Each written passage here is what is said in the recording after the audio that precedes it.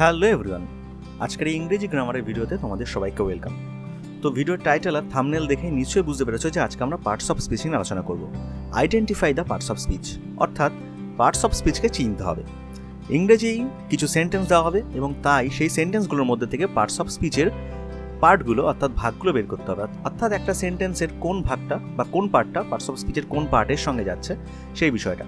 আজকের ভিডিওটা যদি কন্টিনিউ তোমরা দেখো তাহলে পার্টস অফ স্পিচ সম্পর্কে তোমাদের কতটা ধারণা রয়েছে তোমরা নিজেরাই সেটা বুঝে উঠতে পারবে, কারণ ভিডিওটাতে খুব ক্লিয়ারভাবে গোটা বিষয়টা ডিসকাস করা হবে।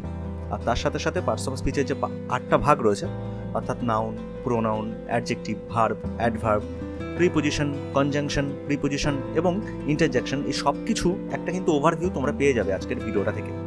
তো চলো শুরু করা যাক আজকের ভিডিও। প্রথমে যে সেন্টেন্স নিয়ে আলোচনা করব সেটা হলো the little monkey hangs confidently by a branch. আচ্ছা, পার্টস অফ স্পিচের যে একদম প্রথম ভাগ অর্থাৎ নাউন, নাউনের ডেফিনেশন কী ছিল, অর্থাৎ নাউন কাকে বলবো আমরা? যে কোনো কিছুর নামকেই নাউন বলা হয়েছিল, তাই তো? তাহলে এখানে দেখো মাঙ্কি, এটা একটা নাম, তো একটা পশুর নাম। তাহলে মাঙ্কিটা কি হয়ে যাচ্ছে? হ্যাঁ, নাউন।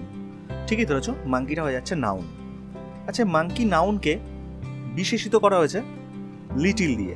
লিটিলটা কি? মানে লিটিল মানে ছোট, আমরা বুঝতেই পারছি। বলা হলো লিটিল মাঙ্কি, মানে মাঙ্কিকেই আরও বিস্তারিতভাবে বলা হচ্ছে যে মাঙ্কিটা লিটল। তাহলে এইটা কি? অ্যাডজেক্টিভ, কারণ অ্যাডজেক্টিভের কাজ কি ছিল?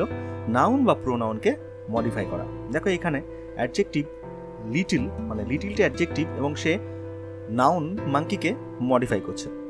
আচ্ছা, এই লিটিলের আগে রয়েছে দা, এটা কি? এটা হলো আর্টিকেল।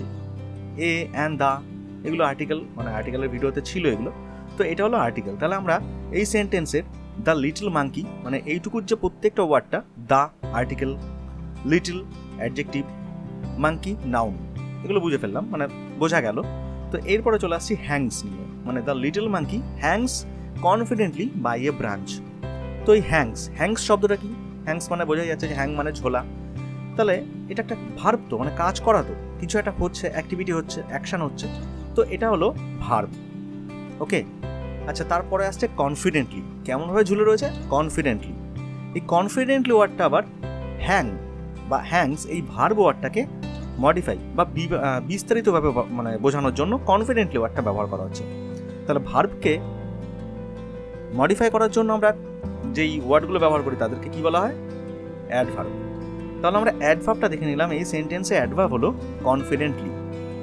তাহলে দেখো আমরা নাউন পেয়েছি, অ্যাডজেক্টিভ পেলাম, অ্যাডভার্ব পেলাম, আর্টিকেল পেলাম, ওকে, ভার্ব পেলাম।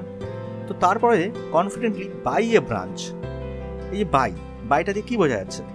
মানে ব্রাঞ্চের মধ্যে যে ঝুলছে, তাহলে এইটা তো বোঝা যাচ্ছে ওর পজিশনটা, না? মানে যেটা কি না, মানে কি বলা হয়? প্রিপোজিশন। প্রিপোজিশনের কাজ কি হয়?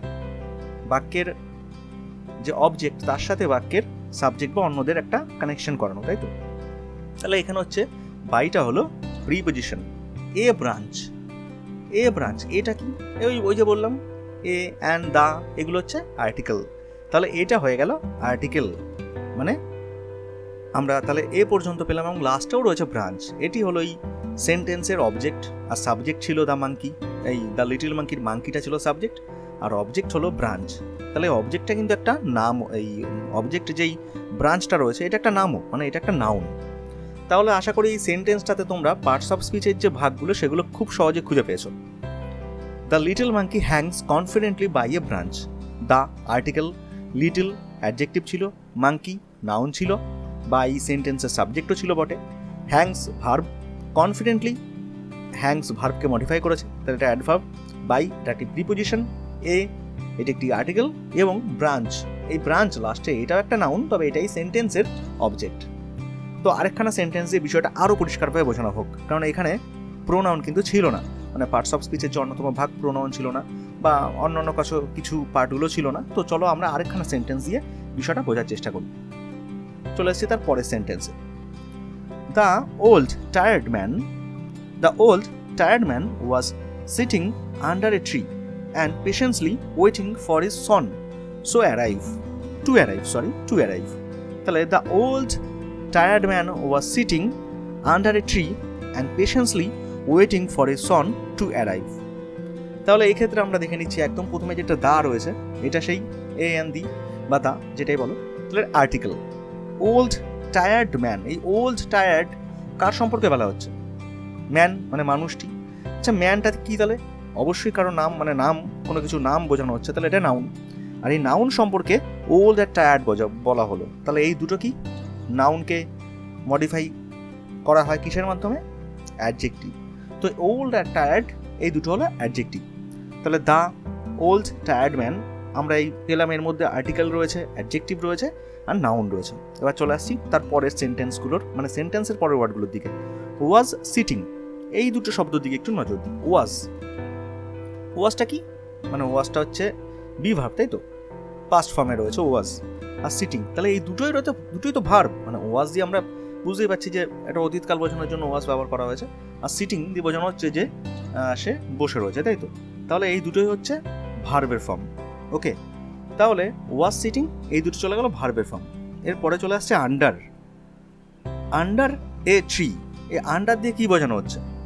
সাবজেক্ট দ্য ম্যানের মানে অবস্থানটা, তাই তো? আর যেটা কিনা এ ট্রি, এই যে অবজেক্ট রয়েছে এর সঙ্গে মডিফাই বলছে, এর সঙ্গে রিলেট করাচ্ছে। তাহলে আন্ডারটা হচ্ছে প্রিপোজিশন। এ ট্রি এটা আবার সেই এ অ্যান্ড দি আর্টিকেল, আর ট্রি এটা হচ্ছে আবার নাউন। তাহলে ট্রি একটা নাম, অবশ্যই গাছ, তাহলে এটা নাউন। অ্যান্ড, এই অ্যান্ড এর কাজ এখানে কি? মানে আগের সেন্টেন্সটা কিন্তু আমরা এরকম অ্যান্ড কিছু পাইনি, যেটা দিয়ে দুটো ফ্রেজ বা বাক্যের বা সেন্টেন্সের দুটো ভাগকে জয়েন করা হয়েছিল।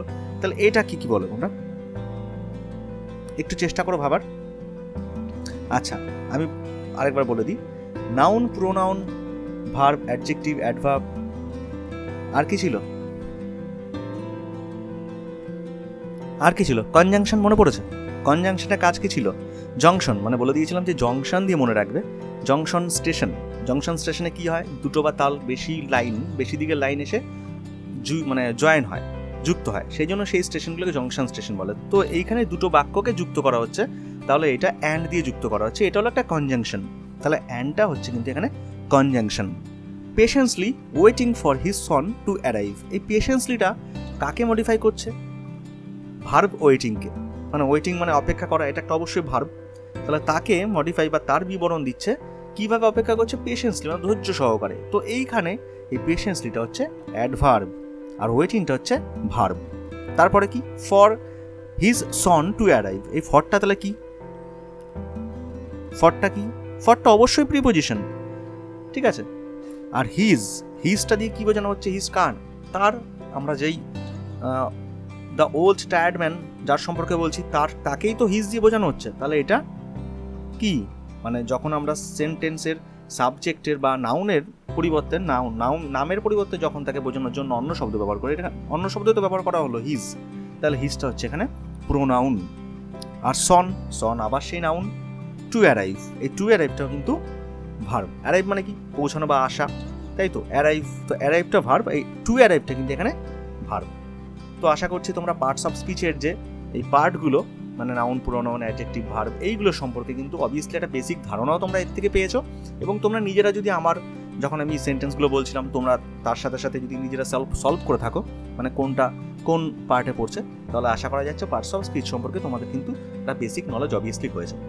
তো আশা করছি আজকের ভিডিওটা ভালো লেগেছে। যদি ভিডিওটা ভালো লেগে থাকে তাহলে সাবস্ক্রাইব করো, যারা এখনো সাবস্ক্রাইব করোনি, আর যারা অলরেডি চ্যানেলকে সাবস্ক্রাইব করে রেখেছো তাদেরকে অনেক থ্যাংক ইউ।